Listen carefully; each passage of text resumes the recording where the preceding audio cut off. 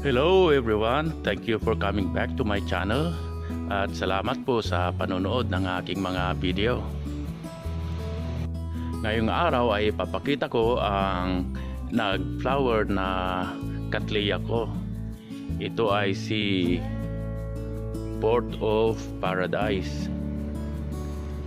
Light green po siya at malaki po ang flower niya, mga fans siya po, 5 to 6 inches. Ka-blue bloom pa lang niya, kaya medyo 5 pa lang, pero pag mag full bloom po siya, magiging 6 inches po siya. Ang cattleya po ay isa sa pinakamahirap na mag-flower dito sa Pilipinas, kasi ang cattleya ay galing po sa ibang bansa. Wala po talaga tayong mga cattleya dito sa Pilipinas, kaya yung pag-alaga natin sa kanila ay medyo mas mahirap, kasi hindi po sila originally na nandito sa atin. So ang sikreto po ng pagpapabulaklak ng cattleya ay yung pag-fertilizer po. Nagbibigay ako ng fertilizer na Bloom Booster na 945-15, at every week nagsasalisi sila ng general or balanced na fertilizer, na yung pang general na 20-20-20 ang intake niya. Gagawin po yon ng 2 months. After 2 months ay ibabalik na lang sila sa 20-20-20 na every week. At hindi lang yun po, kahit na fertilizer ka ng fertilizer, kung may ginagawa kang mali sa cattleya mo ay hindi po siya magbubulaklak. Which is karamihan na ginagawa natin sa ating mga cattleya ay ang pagpa-propagate, na pag nakita na po natin na marami ng mga puno ay excited po tayo na mag-propagate.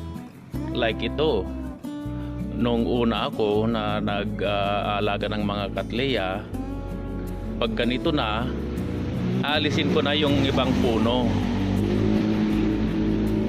at ipropagate ko na sila, ilalagay na sa ibang pot, kasi ang ganda yung feeling na dumami yung cattleya mo. Pero ang hindi natin alam ay pag pumutol tayo dito, like for example, kasi pwede nang ihiwalay ito pag may 3 ng puno, pwede nang ihiwalay at mabubuhay siya, malaki ang chance niyang mabubuhay. Kaya magdadalawa ang cattleya natin.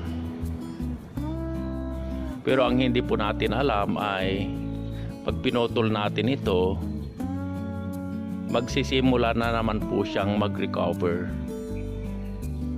at it will take more than 1 year po na mag-recover.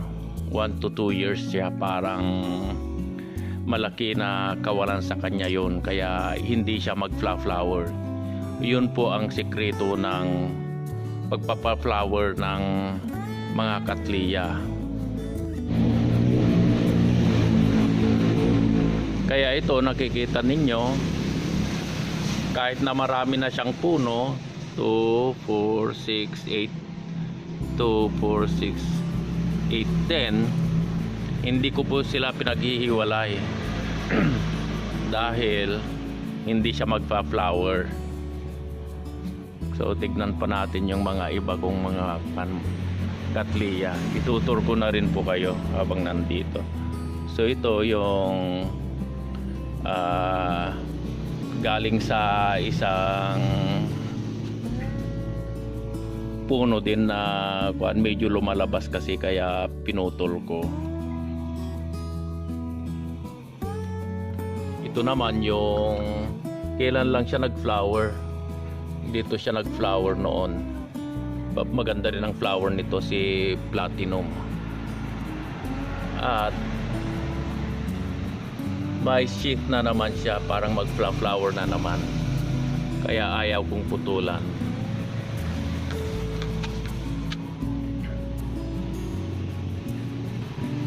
Yan, mga itinanim ko na galing din sa mga parent.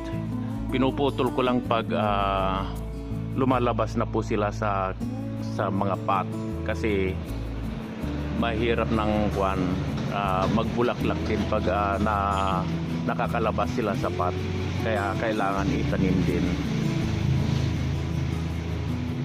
Ito din yung pinupagit ko na banda, so hanggang ngayon nandyan pa. Ito rin yung galing sa seedling. Ang pangalan niya ay Taichung Beauty.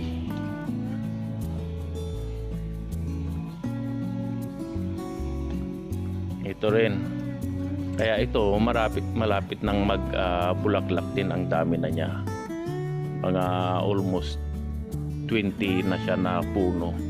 Kaya hindi ko po sila di-divide. Pag may lalabas lang yun, i-divide ko. Kagaya nito, may lumabas noon sa pot niya, kaya i-divide ko. Yan pong mga katliya ko sa puno na ito ng ito na pine tree.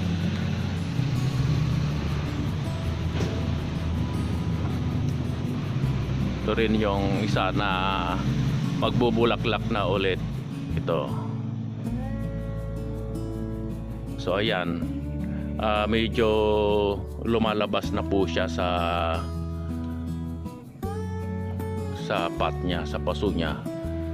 Ito nagbulaklak ulit noon. Makikita po ninyo dyan, oh. Nagbulaklak siya noon, kaya palagi na siyang magbubulaklak. Basta wag lang i-divide.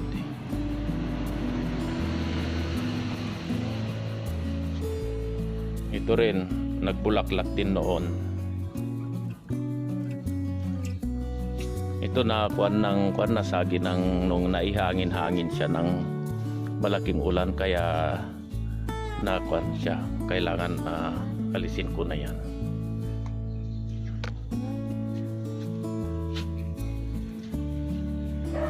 Ito rin may mga ganito na siya. Hopefully magbulaklak, magtuloy.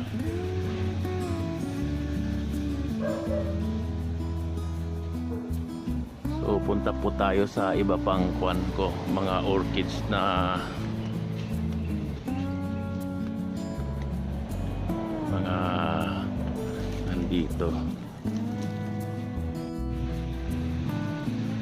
Ito naman yung Bunyari Pink. Malaki ang bulaklak nito. Ayan, hopefully magtuloy yan.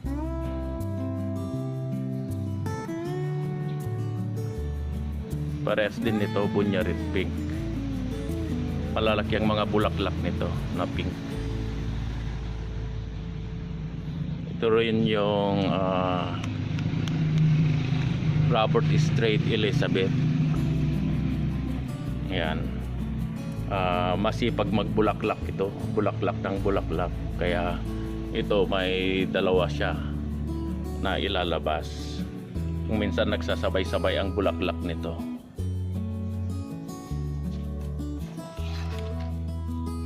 Ayan, dyan sila nanggaling.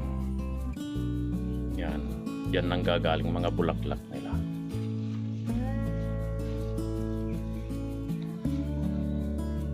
Ito rin yung transfer natin noon na dinivide, kasi hindi na maganda yung kuwan niya. Lumalabas siya kasi, kaya pinutol natin yung nasa unahan niya. Kaya ito medyo matagal magbulaklak. Yan mga katliya.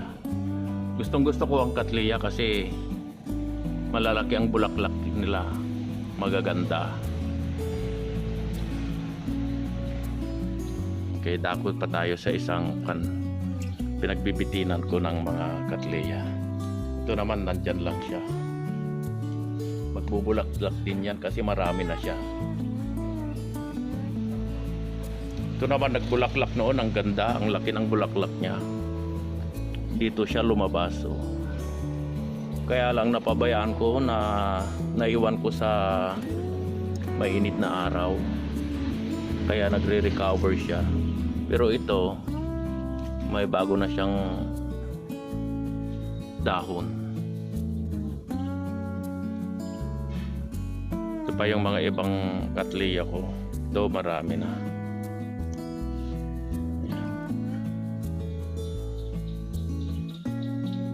Yan siya. Dito.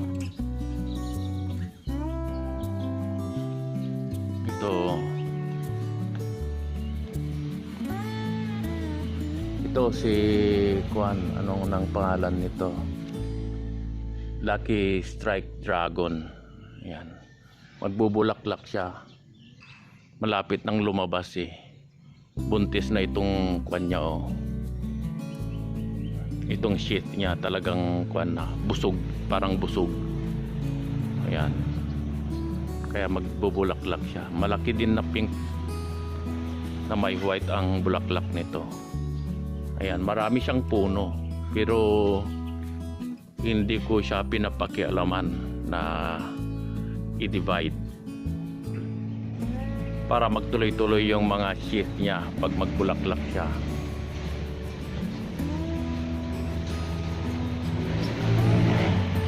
Ito rin. Nagbulaklak siya noon eh. Dito siya nanggaling.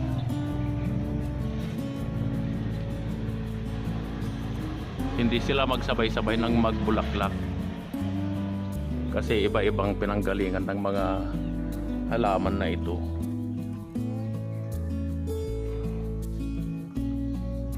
Ito din. Mahilig magbulaklak. Ayan. Yan siya nagbulaklak noon. Tapos yan din nagbulaklak. So magbubulaklak na naman siya. Ayan siya.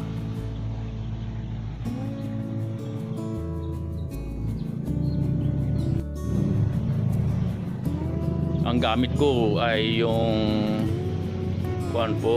fern chips.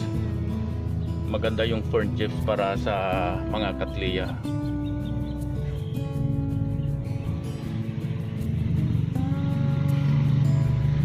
Bihira akong gumamit ng iba.